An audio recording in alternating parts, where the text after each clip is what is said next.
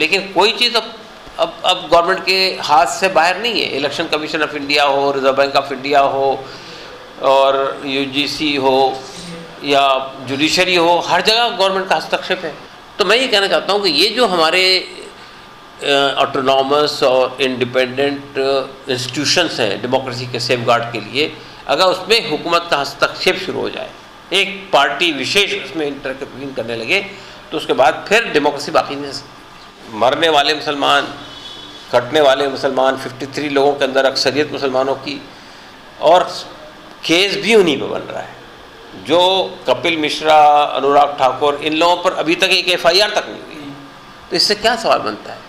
देखिए, CAA NRC का विरोध जैसा कि कोई ऑर्गेनाइज तरीके से, यानी किसी संस्था ने नहीं किया था, किसी NGO ने नहीं खड़ा किया था, किसी और ऑर्गेनाइजेशन ने नहीं खड़ा किया, कोई पॉलिटिकल पार्टी उसके पीछे नहीं थी, यानी पहली आंदोलन है जिसमें किसी पॉलिटिकल पार्टी की शमूलियत ही नहीं थी। तो मेरा कहना है कि ये पब्लिक मूवमेंट था और ये फिर से खड़ा होगा, ये ख़त्म नहीं होगा।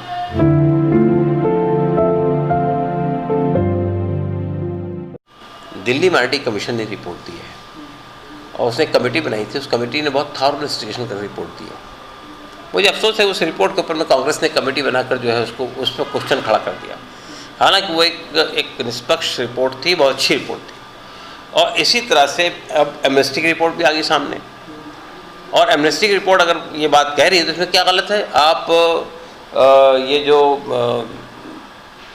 दिल्ली के जो एक्स MLA हैं जिन्होंने वहाँ पे कहा था पुलिस को कि आप इतनी देर में कार्रवाई करेंगे, कपिल मिश्रा ने, वो दिल्ली पुलिस के सामने खड़े होकर, पुलिस वहाँ खड़ी हुई है सामने में, वो कह रहे हैं कि आप इसको ठीक कीजिए तो हम ठीक कर देंगे इस काम को। और बहुत सारी चीज़ें हैं, मतलब आप अगर हमने दिल्ली के दंगों के दौरान या उसके बाद जाके जब वहाँ पे लोगों से वो किया है, तो दिल्ली पुलिस का जो रोल रहा है वो बहुत वो काबिल एतराज़ रोल है।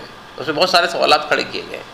मुझे अफसोस के साथ ये कहना पड़ता है कि पुलिस, इन्वेस्टिगेशन एजेंसीज, इनसे हम ये एक्सपेक्ट करते हैं कि वो निष्पक्ष होकर कार्रवाई करेगी। अगर वो गवर्नमेंट के हाथ में खेलने लग जाए फिर लोगों को इंसाफ नहीं मिल सकता है।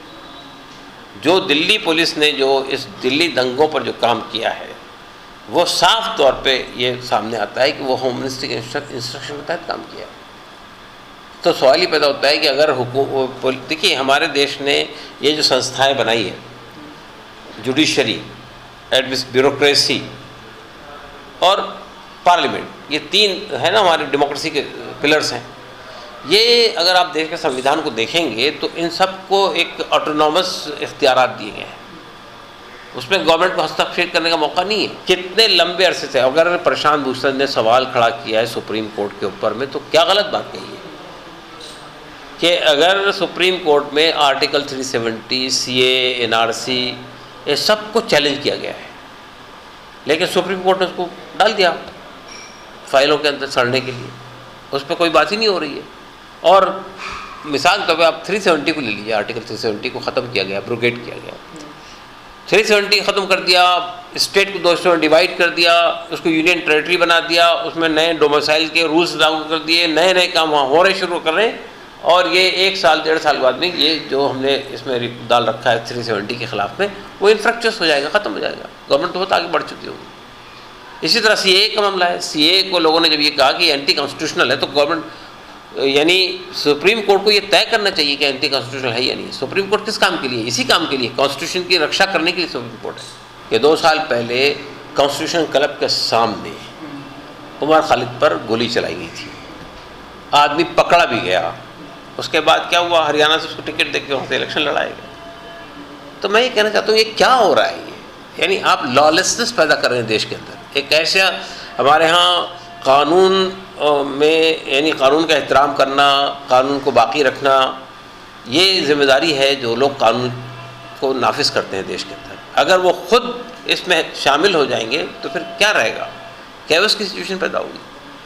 तो मैं ये कहना चाहता हूँ कि आप ये सब चीज़ें इस वक्त सवालात के दायरे में आ गए हैं। बहुत मुसलसल रिपोर्टें आ रही है। अभी चंद दिन पहले रिपोर्ट आई थी कि इंडिया डेमोक्रेसी के स्तर पे कहाँ खड़ा हुआ है, तो हम बहुत नीचे आ गए हैं। आप जितनी अंतर्राष्ट्रीय रिपोर्टें आप देखिए उठाकर, खुद चंद दिन पहले रिलीजियस फ्रीडम के ऊपर में USA की सीनेट ने एक रिपोर्ट दी थी, वो रिपोर्ट भी उसको भी उठाकर देखिए आप। तो इंटरनेशनल लेवल के ऊपर तो ऐसी बहुत सारी रिपोर्ट आ रहे हैं। आप कह रहे हैं बहुत हमारा नाम रोशन हो रहा है, बहुत आगे बढ़ गया है देश, मोदी जी ने जो है इतने सारे लोगों में हमको इंट्रोड्यूस करवा दिया है और हमारी बहुत वो हो रही है, ऐसी बात सही नहीं है। आपको इंडिपेंडेंट तरीके से ज़्यादा लेना चाहिए कि क्या चीज़ें आ रही हैं। खुद आपके यूनाइटेड नेशन के अंदर क्या इशूज़ ज़ेर बहस आ रहे हैं हमारे बारे में, वो हमको जानना चाहिए। आपकी इमेज बढ़ रही है या इमेज घट रही है। दो बात आप ये कह रहे हैं शाहीन बाग के बारे में, ये बात फेक है। कौन से लोग गए हैं? कोई प्रोमिनेंट आदमी गया हो तो नाम बताइए ना। जो लोग गए हैं वो कहीं से भी आ सकते हैं, इवन शाहीन बाग से भी गए हों। उनकी क्या हैसियत है? पैसा लेकर किसी पार्टी को ज्वाइन कर लेना या ये कि कोई और फ़ायदे हासिल करने के लिए ज्वाइन कर लेना, ये तो हमारे मुल्क में मुस्तकिल चल रहा है। पार्टियाँ बदलने का काम भी होता है। आप देख रहे हैं कि एमएलए बिक जाते हैं, एमपीज बिक जाते हैं, ये तो लेन देन सौदेबाजी से। आंदोलन को बदनाम करने की कोशिश है। आंदोलन बदनाम करने की कोशिश है। ये एक तो बीजेपी ने आंदोलन बदनाम करने की कोशिश की, दूसरा आम आदमी पार्टी कर रही है। शाहीन बाग बीजेपी ने खड़ा किया था। हाँ सर, तो ये तो प्रेस कॉन्फ्रेंस तो मतलब ये क्या है ये तरीका? आप जो है मैं मेरा मानना ये है कि हिंदुस्तान की तारीख़ में, आज़ाद हिंदुस्तान की तारीख़ में ये जो CAA NRC की जो मूवमेंट थी, ये एक मास मूवमेंट थी। और इस मूवमेंट की ख़ास बात ये थी कि कोई ऑर्गेनाइजेशन उसके पीछे नहीं थी, पब्लिक थी सिर्फ। कोई ऑर्गेनाइज आदमी भी नहीं था, यानी कोई ऐसे प्रोमिनेंट लोग जिनका नाम आप ले रहे हैं, हर्षमंदर, प्रशांत भूषण, अपूर्व आनंद, ये तो सिर्फ स्पीच देने के लिए आते थे, ये ऑर्गेनाइजर में से नहीं थे। तो ऐसी मूवमेंट जो पब्लिक मूवमेंट थी, अवामी मूवमेंट थी, मुख्य आयोजक तो कोई भी नहीं था। कल तक शर्जील इमाम था मुख्य आयोजक उसका, और भी लोग थे मुख्य आयोजक तो वो 3 दादियाँ थी जो वहाँ बैठी हुई थी। हाँ, मतलब कि आप देखिए से शाहीन बाग, देखिए शाहीन बाग असल में देखिए मेरे ख्याल से इंडिया की तारीख़ लिखी जाएगी, जब भी लिखी जाएगी, यानी ये जो इस तरह की डेमोक्रेटिक उसमें शाहीन बाग का नाम सर-ए-फ़हरिस्त शामिल होना चाहिए। शाहीन बाग सिर्फ नेशनल लेवल पर नहीं, इंटरनेशनल लेवल पर डिबेट में आया है कि इतना बड़ा उन्होंने आंदोलन खड़ा कर दिया कि जिसको आप सोच भी नहीं सकते थे, इतनी पब्लिक। और फिर वो आंदोलन एक विशेष वर्ग तक महदूद नहीं रहा, उसमें सिख, ईसाई, दूसरे धर्मों के लोग बड़ी तादाद में शामिल हुए आकर। तो मैं समझता हूँ कि शाहीन बाग इंडिया की डेमोक्रेसी के तारीख़ में एक बहुत ही सुनहरी अल्फाज में लिखे जाने वाली थी। देखिए CAA NRC का विरोध जैसा कि कोई ऑर्गेनाइज तरीके से, यानी किसी संस्था ने नहीं किया था, किसी NGO ने नहीं खड़ा किया था, किसी और ऑर्गेनाइजेशन ने नहीं खड़ा किया, कोई पॉलिटिकल पार्टी उसके पीछे नहीं थी, यानी पहली आंदोलन है जिसमें किसी पॉलिटिकल पार्टी की शमूलियत ही नहीं थी। तो मेरा कहना है कि ये पब्लिक मूवमेंट था और ये फिर से खड़ा होगा, ये ख़त्म नहीं होगा।